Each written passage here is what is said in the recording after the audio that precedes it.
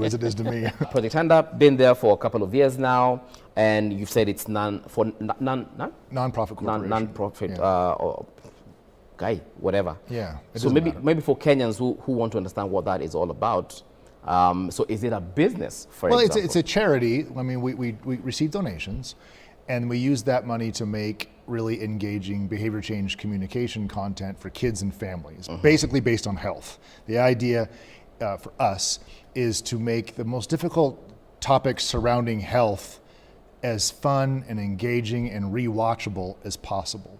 So if we have to talk to a kid about being born with HIV, or if we have to talk about COVID-19, or something like the damage that can occur to the body when we're infected with intestinal worms, none of that is fun to listen about, but all of it's pretty important to learn about, and also have particular behavior changes built into the messaging. And so I just try to make it as absolutely fun as possible, and hopefully the kids will also want to see it again. So you are targeting kids? Yeah, I would say so. Whenever you use a puppet, people tend to think it's for children. But like a good Disney or Pixar movie, it's like you can sit down with an 8-year-old and they get it. But even the 5-year-old is laughing because it's silly. Yeah. But the adults are going, oh man, oh, I heard what he just said. Yeah. And so there's other messages built in for other demographics, even though it appears to be for children. And I really like that. We did one together where the little monkey was freaking out about COVID-19 and all the restrictions to his behavior, and he was acting really crazy, so it was fun for the kids. But at one point, Dr. Pamoja said to him, you don't have to do all of those things. You just have to wash your hands. Yeah. And the little monkey said, maybe I've been reading the wrong WhatsApp groups. Exactly. Now that's obviously for the adults who are just like, I believe if you just Because kids are not on WhatsApp. Yeah. But adults have been reading this fanciful nonsense, quack medical advice on their WhatsApp groups, and that's just a little message to them, like, oh yeah, maybe I should be listening to my doctor. And Dan, I don't know which video do you have ready? You told me you have 2 videos. All right, maybe we can just. I understand we have an issue with the audio, but if you can just play whatever you have. You can do the audio. I can do the audio. Yeah. Here, I have an idea. All right, here we go. So. All right. So as we get the other video, Darren is holding a puppet right now, and this puppet is called Bali. Bali is a monkey, and like you said, he's a silly monkey. Cheeky monkey. Cheeky monkey. Yeah. All right. Yeah. So what are we doing now? So what we wanted to do with Bali is you have to wash your hands at so many different interventions. For children to know, it's really about the timing of when you wash your hands, not how you wash your hands or whatever. It's really about when. Okay. And so when I was writing the script, I was like, oh, it's overwhelming, all these things. And I almost wrote the script to have him complain. And I thought, no, he should love it. Every opportunity to wash his hands is like a party. Right. And so at one point we said, after using the toilet, it's also a party. And then you started to sing, party after party, party after party. So I want you to do it in Bali's voice, and I'll lip sync. We're singing. It's not party after party, it's party after party. Party after. Okay. Okay, ready, go. Ready. Let me make my voice. So before I do it, let me just tell guys that I actually do the voice of Bali, in case you've been wondering why your kids are laughing whenever he comes on screen. Okay, so party after party, party after party, party after party, after party after party. Okay, that's it. Very good. That was good. Yeah, it was. We should do this all the time. It was. And that's why I love working with you. And every time you call me to come to the studio, this puppet, for instance, you made it specifically for COVID-19. Yeah, and we put it on the air. We put it on Akili Kids Network, which has a massive following. At this point, Akili Kids is reaching half of all Kenyan children who have access to TV. Wow. Which is incredible. I don't know if there's been a communication device for kids and families like Akili Kids Network since then.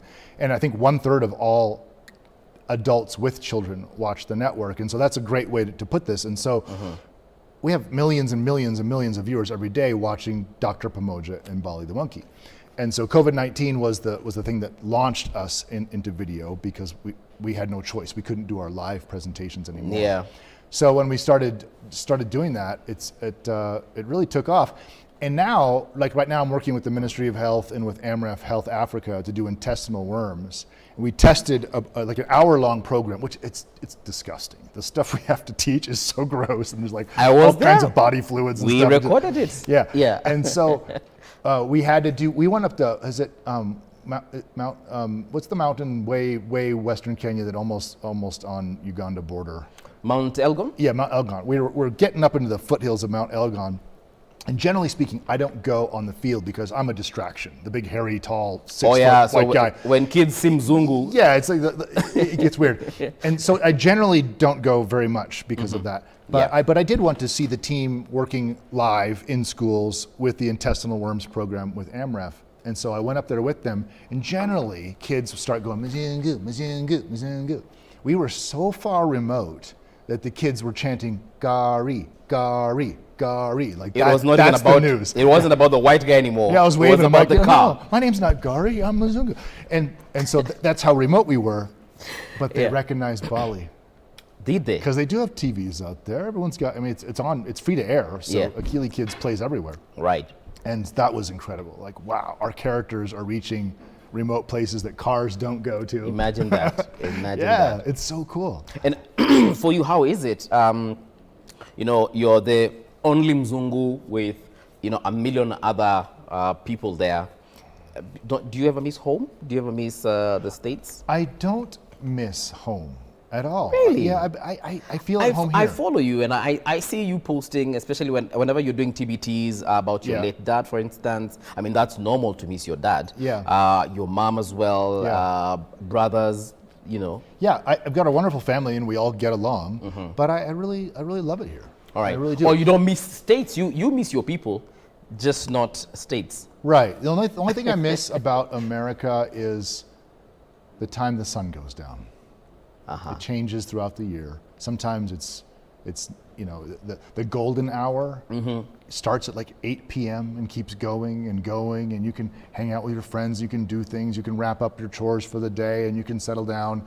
Whereas in Kenya, it's like 8:45, the sun's like gone. Like, where'd the light go? It's all Actually, 8 is too late. I think by like 6:15, you can already tell it's getting dark. in Kenya for sure. 6:15, 6:15 starts to go, and then 6:45 it's out.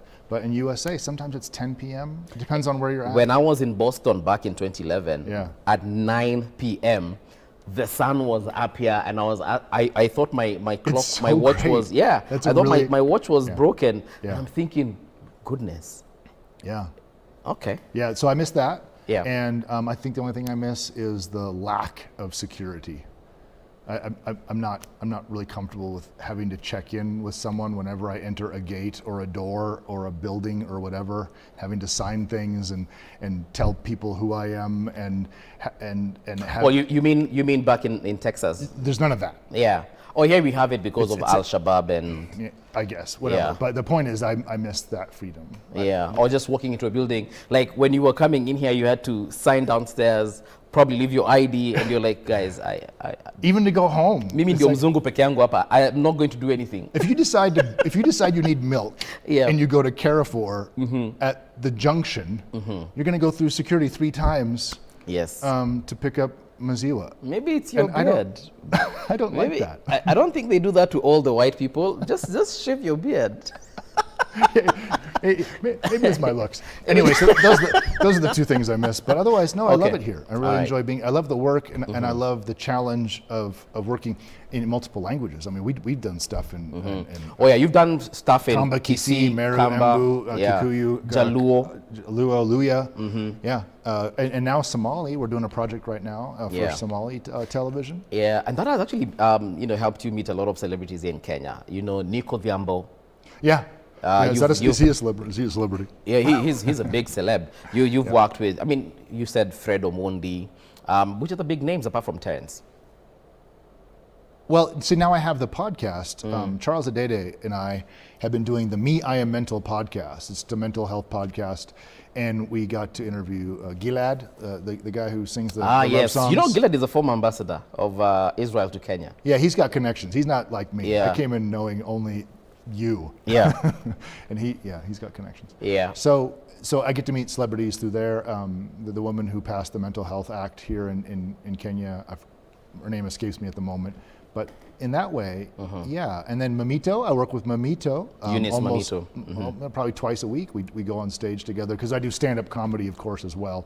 Do all the kids stuff with the puppets in the morning. Yeah. And during the and day. then at night, you're there, cracking jokes. Then we're cracking jokes for adults. We'll get to the stand-up part, but now that you started with the podcast, Yes. so the podcast is about, mental health. Yeah, so my lawyer / friend from Rotary Club of Lavington, he saw that I had been doing stage stuff and performing stuff, and he said, I have a dream to do a mental health podcast, and I'd like you to be a co-host. So I was invited. It wasn't my concept.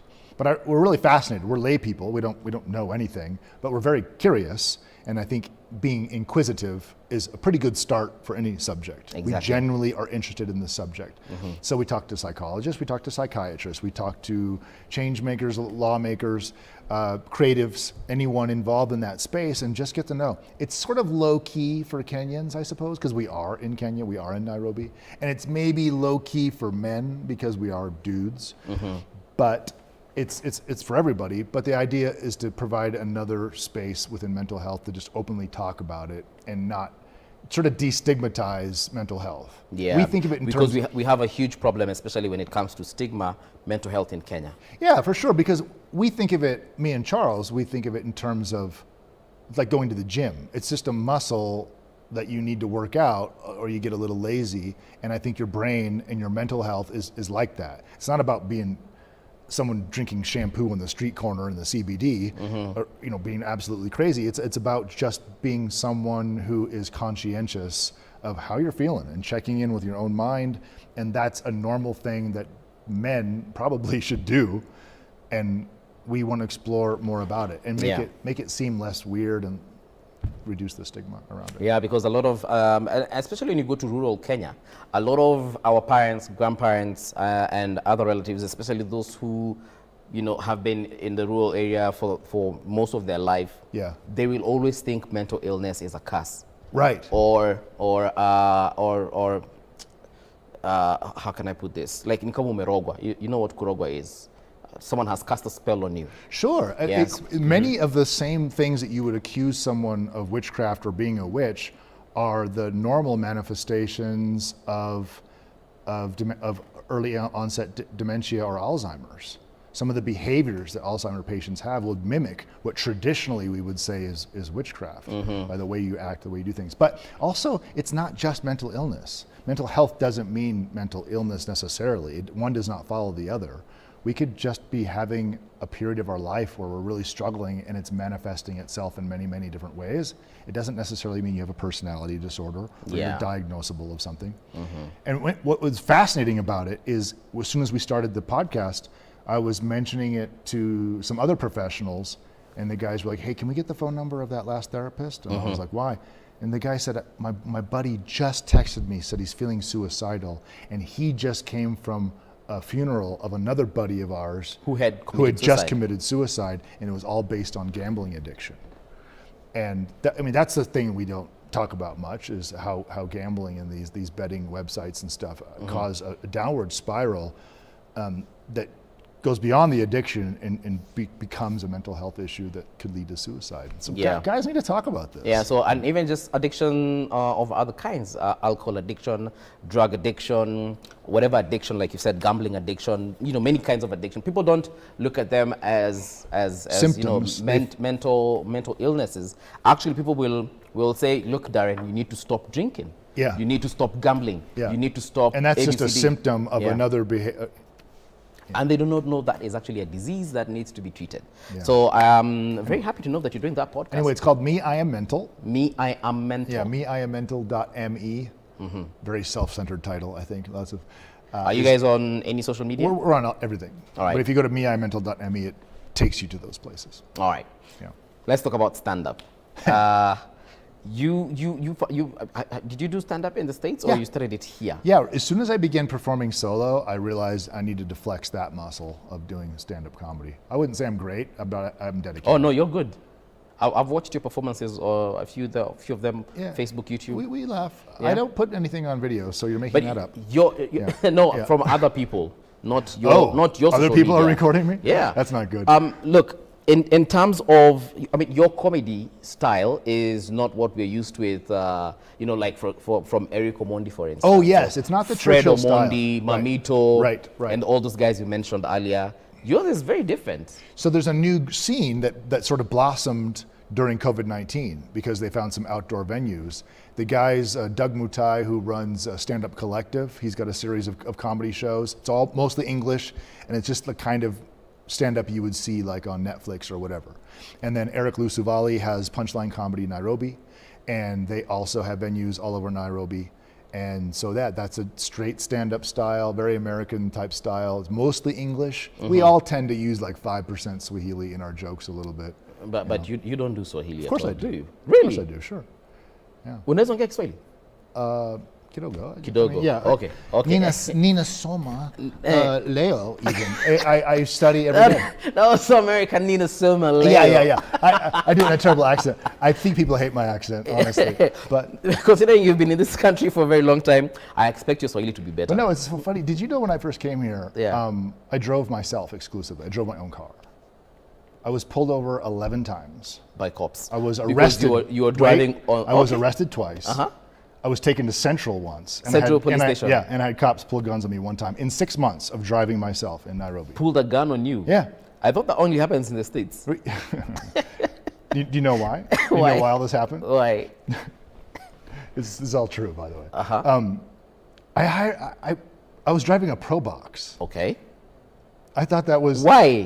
It's economical. There's plenty of space for You it's could have not- driven any other car. I know. I didn't know it was a cop magnet. I didn't know at all. And so the cops would get me, because they always, I know now that that's bad. So and they took me to Central, and I remember the cops just got in the car. You know, Central is just down the road. I know exactly where it is. Okay, Mbuvi. okay, yeah. We're on Kijabi Street. It's there. Yeah. And so they get in the car, and I was astonished. I was like, what are you doing in my car? Why are you in here? And they're like, we're taking you to Central. I'm like, I'm driving and you're in the back. I'm taking you to Central, I Yeah, think. yeah. And so we get there, and they're like high-fiving the other cops, like, we got a Mzungu, we got a Mlami, white guy, and one guy's like, how did you get him? You got gold. How did you get him? And the Yeah. cop's like, Nigad Manze. Nigod, Nigad Manze. Yeah. They had scored a victory. And so, Actually good. Uh-huh. yeah, and so that's been my experience. But anyway, yeah, I use Swahili in the jokes. Okay, all right. But did you drive on the correct side of the road? Because you guys drive on the. It took me a while to figure out the roundabouts. I didn't realize that there was rules about which way you go depending on where you are in the lineup. I just followed Batatus, Yeah. which is a terrible That's- idea. how could you? They would get in the right lane and turn left, and I'm like, I think I can do that. Yeah. And the cop's like, not you. Yeah. And Yeah. not you in the Pro Box. Habari yako mzungu? Yeah. Good stuff. All right. So, when is the next performance for stand-up? Are you going to be there, or are you Monday. always there? So or? we're doing workshops tonight at Levels Hotel and also at the Two Grapes in Kilimani, and then Levels in Lovington. And then Wednesday will be Two Grapes, and then Thursday will be Brioche on Raptor Road, Brioche. And then Friday we'll probably be back at Levels, and Saturday at Levels Hotel. That's just right kitty corner to Yep. Gecko. Yeah, at the Chemi Chemi bar. When do you ever get to sleep, Darren? Look at these. The eye bags. It's exhausting. I haven't had a day off in months. I mean, I've had one day off maybe in the last 2 months. Yeah. Deadlines, but I'm enjoying it. One thing I like about you is that you literally live in the bush. I live in a manyatta. Yeah, I Kitengela do. glass. Have you been to my house? I've never been to your house. Okay, yeah. I've never been to your Even you would have to duck to get in the front door. The front door goes up to here. It was Yeah. actually built by Maasai women like 30 years ago. Right. But instead of like breaking it down and building it back up, they just when it would break down, they would add a little bit of of concrete. Yeah. So it's like half like mud and cow dung, and half. What is whatever. what is it with Wazungu and just living in the bush? It's not Wazungu. It's just me. Yeah. I grew up in the forest. I know as a lot kid. of white guys who just that live in the, manatas. Yeah, they sure. live in the forest. Yeah, but Yeah. I grew up in the forest when I was a kid. I grew up on the edge of the Olympic National Park in Washington State. Okay. If anyone has ever seen Twilight or read the Twilight books, that's the exact neighborhood I'm from, where the vampires and werewolves Yeah, are from. yeah. And so I just really enjoy being in nature. I'm very comfortable there. Yeah. I'm not. Because you live with baboons, you live with the hyrax. I mean, we don't share a restroom, but yes. There's a peacock. No, you do actually. I think you do. You guys just go to the bush and do your stuff. Don't tell everyone too much. But No, seriously, because No, I have an outdoor every time I'm on your Facebook or on your Instagram, yeah. there's Well, an that's the- animal in your house, in your kitchen. That's true. Yeah. I've had a lot of animals in my house. I was taking a shower outdoors. I have an outdoor shower. Yeah. And- You see, told you. and I was- Wazungu mkona shida. I was rinsing off my face, and I looked up, and there was a Sykes monkey like right there. And Yeah, he was just staring watching at me. you. I'm like, I love that. I love being, I don't know. You're not afraid of the I love people, I love of the animals. dangerous animals like the carnivores. Yeah, the carnivores are more interested in eating other animals, You do not realize guys you're an with a leather animal. belt and cologne and. Yeah, they don't like that. That's not what they're after. Yeah. I'm not afraid of animals at all because they're quite predictable.